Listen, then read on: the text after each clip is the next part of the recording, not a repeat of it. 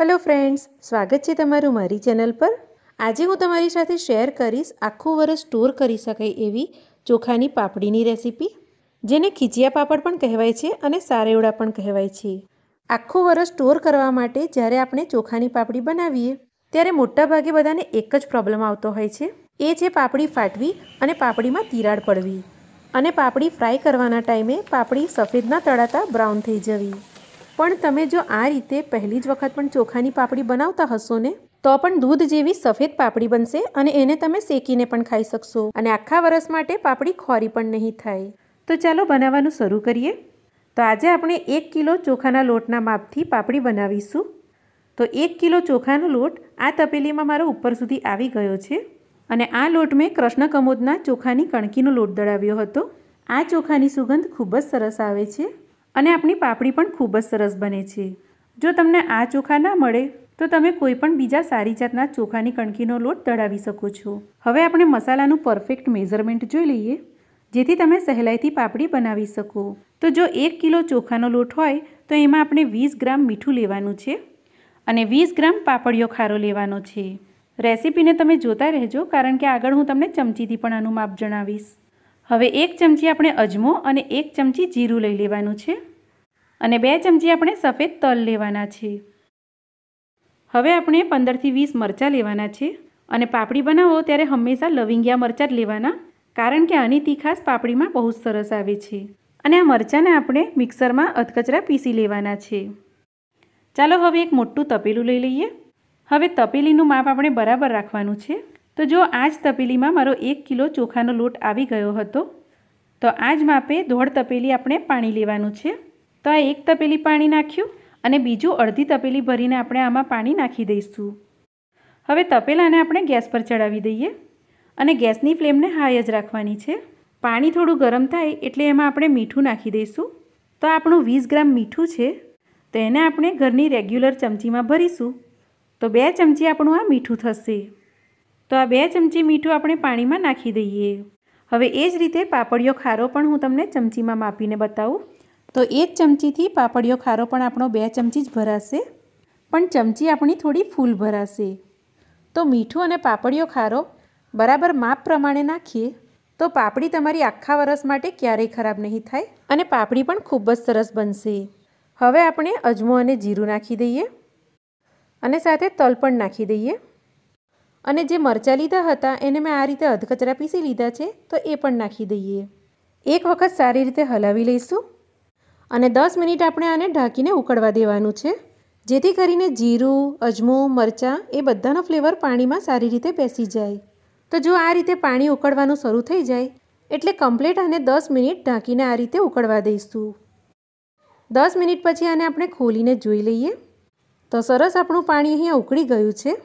તો હવે આપણે ગેસ બંધ કરી દઈશું અને આ ઉકળેલા પાણીને 1 થી 2 મિનિટ માટે ઠંડુ થવા દઈશું અને આ પાણીને હલાવીને 1 ગ્લાસ જેટલું પાણી આમાંથી કાઢી લઈશું। તો આ પાણી આપણે એટલા માટે કાઢવાનું છે કેમ કે ચોખાના લોટમાં ક્યારેક પાણી વધારે સમાય છે તો ક્યારેક ઓછું પાણી સમાય છે। તો આ પાણી આપણે કાઢી લઈશું અને જરૂર લાગે તો જ આને ઉપયોગમાં લઈશું। તો જે આપણો 1 કિલો લોટ છે એને આપણે આ મસાલાવાળા પાણીમાં નાખી દઈશું અને વેલણથી આપણે આ રીતે એને હલાવીશું। તો ચોખાના લોટને આપણે થોડો થોડો કરીને નથી નાખવાનો, એક સાથે જ આપણે આ મસાલાવાળા પાણીમાં લોટને નાખી દઈશું અને ફટાફટથી વેલણની મદદથી આ રીતે મિક્સ કરી લઈશું। તો જો લોટમાં પાણીની જરૂર લાગે છે તો જે આપણે પાણી કાઢી લીધું હતું એને આપણે નાખી દઈશું અને સારી રીતે આને હલાવી લઈશું।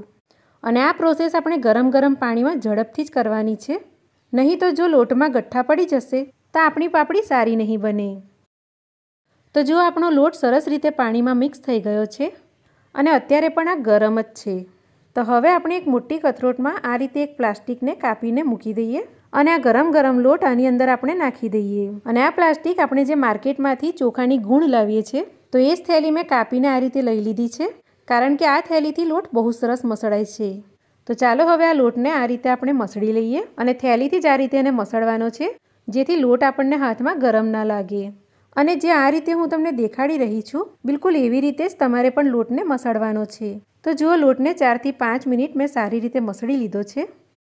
તો હવે આપણે હાથમાં થોડું આ રીતે તેલ લઈ લઈશું અને લોટમાંથી તોડીને એક મોટો લુઓ આ રીતે બનાવી લઈએ અને આ રીતે ફ્લેટ દબાવીને વચ્ચે આ રીતે હોલ કરી દઈએ અને આ જ રીતે આપણે બધા લુવાને તૈયાર કરી લઈશું।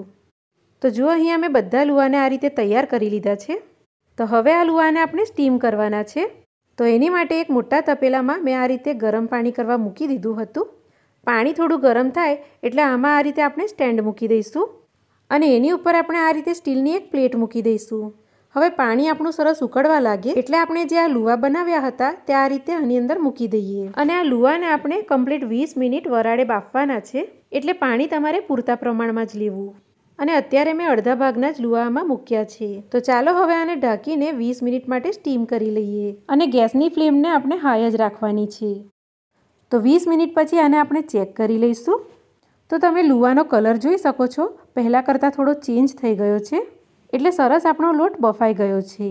અને જો તમને સમજમાં ના આવે કે લોટ આપણો બરાબર બફાયો છે કે નહીં તો લુવાને આ રીતે તોડીને ચેક કરી લેવાનું। તો જો લોટ બરાબર બફાયો નહીં હોય અને કાચો હશે તો વચ્ચેના ભાગે તમને સફેદ ભાગ દેખાશે, પણ અત્યારે તમે જોઈ શકો છો કે આપણો લોટ સરસ રીતે બફાઈ ગયો છે। તો આ લોટને આપણે ફરીથી મસળવાનો છે।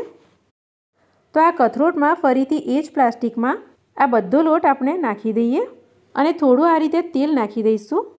હવે આ ગરમ લોટને આ રીતે ફરીથી મસળી લેવાનો છે। તો ચોખાનો લોટ બરાબર બફાવવો ખૂબ જ જરૂરી છે। જો લોટ તમારો વરાળે સારી રીતે બફાયો નહીં હોય તો પાપડી બનાવ્યા પછી ફાટી જાય છે અને પાપડીમાં તિરાડો પડી જાય છે અને આ ગરમ લોટને આ રીતે મસળવો પણ ખૂબ જ જરૂરી છે। આમ કરવાથી આપણી પાપડી ક્રેક વગરની બહુ સરસ બને છે। તો ગરમ લોટને સરસ મુલાયમ થઈ ગયો એવી રીતે મેં મસળી લીધો છે। હવે આમાંથી આપણે મીડિયમ સાઇઝના લુવા બનાવી લઈશું અને આ ગરમ લુવાને આપણે ડબ્બામાં મૂકીને ઢાંકતા જઈશું જેથી આપણો લોટ ઠંડો ના થઈ જાય। તો જુઓ અહીંયા મેં બધા લુવા બનાવી લીધા છે। તો ચાલો હવે આમાંથી ફટાફટ પાપડી બનાવી લઈએ। તો એક લુવો લઈ લઈશું અને બીજા લુવાને આ રીતે ઢાંકી દઈશું। હવે પાટલીની ઉપર એક પ્લાસ્ટિકને ગોલ કાપીને મૂકી દઈએ અને એની ઉપર થોડું તેલ લગાવી દઈશું અને હવે લુવો મૂકીને વેલણ પર થોડું તેલ લગાવીને પાપડી વણવાનું ચાલુ કરીએ। હવે જો આ રીતે હું દેખાડી રહી છું એ રીતે તમારે વેલણ ફેરવતા જવાનું છે। ધારો પર આ રીતે વેલણ ફેરવશો તો પાપડી તમારી મોટી પણ થતી જશે અને પાપડીની ધાર પણ જાડી નહીં રહે। તો જો બહુ સહેલાઈથી આપણી પાપડી સરસ વણાઈ ગઈ છે। તો પ્લાસ્ટિકની સાથે જ પાપડીને ઉઠાવીને એક પ્લેટ પર આ રીતે મૂકી દઈશું। પ્લાસ્ટિકને કાઢીને ફરીથી બીજી પાપડીને પણ વણી લઈશું અને જો તમારે પાપડીને શેકીને ખાવી હોય તો પાપડી તમારે પાતળી બનાવવાની અને જો ફ્રાય કરીને ખાવી હોય તો પાપડી તમારે થોડી જાડી બનાવવાની।